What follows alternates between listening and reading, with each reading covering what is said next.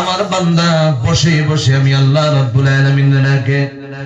আল্লাহ রাব্বুল আলামিন বলেন 3 নাম্বার বান্দা যখন বিছানার মধ্যে শুয়ে যায়, বিছানার মধ্যে শুয়ে যাওয়ার পর রাত 10টা হয়ে গেল, এখন পর্যন্ত চোখের মধ্যে ঘুম আসলো না।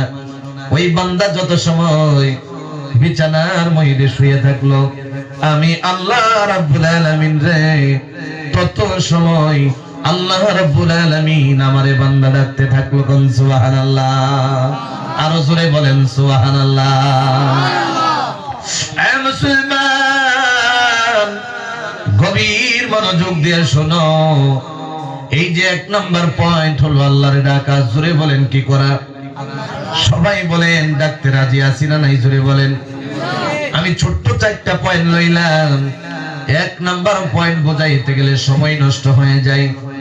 জোরে বলেন কোরআনুল কারীমের মধ্যে আল্লাহ ডাকার কথা কোরআনুল কারীমে আরো জায়গায় আছে না নাই? আরো জোরে বলেন আছে না নাই? এ বন্ধু,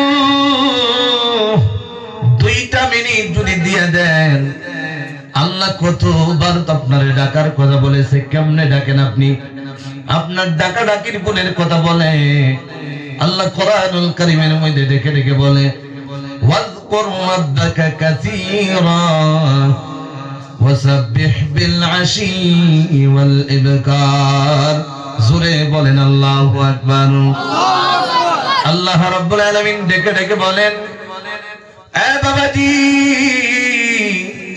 আল্লাহ বলে আমি আল্লাহ রে ওয়াজকুর রাব্বাকা কাসীরা, বেশি বেশি আমি আল্লাহরে ডাকা শুরু করে দাও। সাথে কি করবা জানো নি?